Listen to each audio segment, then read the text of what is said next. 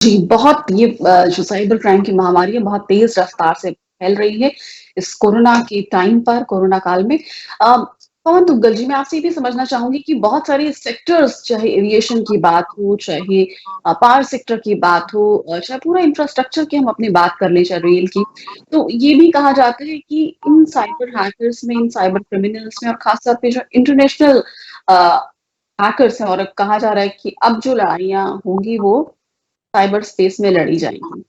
तो ऐसे में इन साइबर क्रिमिनल्स में, साइबर हैकर्स में इतनी भी ताकत है कि ये एक देश के शहर की अ, उनके इंफ्रास्ट्रक्चर सेक्टर में वायरस घुसाकर पूरे सिस्टम इंफ्रास्ट्रक्चर को अ, रोक सकते हैं, उसको पूरा गिरा सकते हैं, पूरा रेलगाड़ियाँ रोक सकते हैं, लाइट गुल कर सकते हैं, एविएशन सेक्टर को डिस्टर्ब कर सकते हैं, हेल्थ केयर सेक्टर को डिस्टर्ब कर सकते हैं। तो ये जो जिस तरह की ये साइबर वॉर की बातें सामने आ रही हैं, तो इसमें अब किस तरह से राष्ट्रीय स्तर पर सरकारों को सतर्क तो वो रहती होंगी, लेकिन क्या हम और भी ज़्यादा हमें इसमें जो है इन्वेस्टमेंट करने की ज़रूरत है? मुझे लगता है समय आ गया है कि सरकारों को अब साइबर क्राइम को एक विशिष्ट राष्ट्रीय प्रायोरिटी के तौर पर देखना पड़ेगा कि वो किस तरीके से साइबर क्राइम को रेगुलेट कर सके। अधिकांश राष्ट्रों ने अभी तक साइबर क्राइम पर बहुत ज्यादा तवज्जो नहीं दी। कुछ ही ऐसे राष्ट्र हैं जिन्होंने साइबर क्राइम को लेकर विशिष्ट कानून बनाए हैं। हाल ही में दक्षिण अफ्रीका ने एक डेडिकेटेड साइबर क्राइम के प्रति कानून पारित करके अमल कर दिया है। अधिकांश राष्ट्र कहते हैं कि साहब हमें साइबर क्राइम को लेकर डेडिकेटेड कानून की आवश्यकता नहीं है।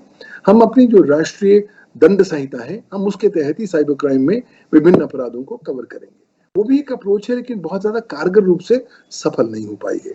और अंतर्राष्ट्रीय स्तर पर भी हम पाते हैं कि कोई अंतर्राष्ट्रीय कानून मौजूद नहीं है साइबर क्राइम को लेकर। हालांकि बुदापेस्ट कन्वेंशन जरूर है।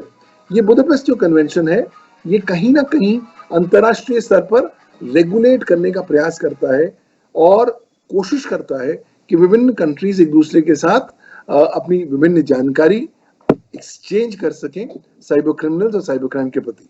आज की तारीख में भारत जो है वो इस तरह के बुदापेस्ट कन्वेंशन पर हस्ताक्षर नहीं कर चुका। लेकिन मैं भारत के संदर्भ में आऊं तो मैं पाता हूं कि हमारे यहाँ धरातल पर बहुत ज्यादा कमजोरियां, खामियां नजर आती हैं। पहली तो यह है कि भारत की तैयारी साइबर क्राइम की महामारी से निपटने के लिए बहुत ज्यादा कमजोर है। दूसरी बात, हमने क्योंकि बहुत ज्यादा महत्व साइबर क्राइम रेगुलेशन को नहीं दिया, यही कारणवश है कि हम आज तक भी कोई साइबर क्राइम के प्रति डेडिकेटेड कानून लेकर नहीं आए। कुछ साइबर क्राइम्स हमने भारत के सूचना प्रौद्योगिकी कानून सन 2000 के तहत परिभाषित कर रखे हैं। साथ ही साथ ये इंफॉर्मेशन टेक्नोलॉजी एक्ट 2000 ने भारतीय दंड संहिता के विभिन्न प्रावधानों को संशोधित किया है और जो एक्चुअल वर्ल्ड ऑफेंसेस हैं उनको इलेक्ट्रॉनिक इकोसिस्टम और इलेक्ट्रॉनिक रिकॉर्ड्स के संदर्भ में ज्यादा टॉपिकल बनाया है। लेकिन हम अभी भी पाते हैं कि भारतीय कानून में जो कवरेज ऑफ साइबर क्राइम है वो बिल्कुल भी पर्याप्त नहीं है। नए नए प्रकार के साइबर क्राइम उत्पन्न होकर आ रहे हैं। दूसरी बात, हमारे यहाँ जो साइबर क्राइम की कन्विक्शन रेशो है वो बहुत ही पुअर है। यानी कि अगर पूरे राष्ट्र की अगर आप कन्विक्शन रेशो देखें तो हम 100 केसों में लेस देन 1% केस में हम कन्विक्शन ला पाते हैं। जब 2003 में भारत का पहला साइबर क्राइम कन्विक्शन हुआ था जिसमें मैं वकील था कंप्लेनेंट का, तो हमें उम्मीद थी कि चलिए अब दरवाजे खुल जाएंगे, नई नई कन्विक्शन होंगी।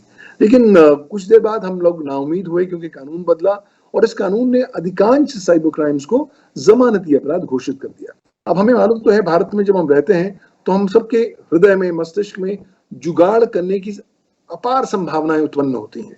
तो जब जब लोग साइबर क्राइम में अरेस्ट होते, वो बाहर निकलते जमानती अपराध के तहत और अपने विरुद्ध इलेक्ट्रॉनिक एविडेंस को नष्ट कर देते, तो हमने देखा कि 2009 के बाद भारतवर्ष में एक अकाल सा आ गया साइबर क्राइम कन्विक्शंस को लेकर।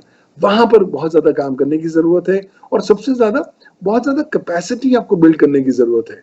अगर आप महानगरों में देखें तो अभी भी पुलिस अधिकारियों को बाय एंड लार्ज ज्यादा मालूम है कि वो साइबर क्राइम्स को किस तरह डिटेक्ट, इन्वेस्टिगेट या प्रोसिक्यूट करेंगे।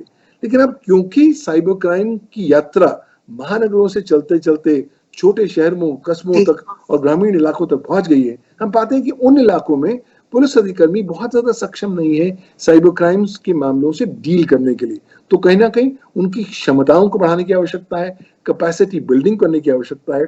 इसी संदर्भ में मैं जुड़ा हुआ हूँ एक इनिशिएटिव से जिसको हम साइबर लॉ यूनिवर्सिटी बोलते हैं। ये एक ऑनलाइन जी, यूनिवर्सिटी है जिसमें पिछले 3 सालों से हम विभिन्न प्रकार के ऑनलाइन कोर्सेज़ उत्पन्न क लोगों को देते हैं इंक्लूडिंग लॉ एनफोर्समेंट एजेंसीज़ को, और पिछले 3 सालों में लगभग 26,000 स्टूडेंट्स 172 कंट्रीज़ से हमारे कोर्सेज़ कर चुके हैं।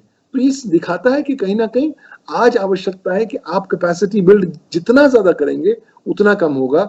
जितना ज़्यादा सक्षम बनाएँगे पुलिस अधिकारियों को, ताकि वो नए उभरते हुए साइबर क्राइम्स को डील करने में ज़्यादा सक्षम हों और नए टूल्स का इस्तेमाल कर सकें, उतना ही मुझे लगता है बेनिफिट होगा भारतवर्ष को और राष्ट्र को।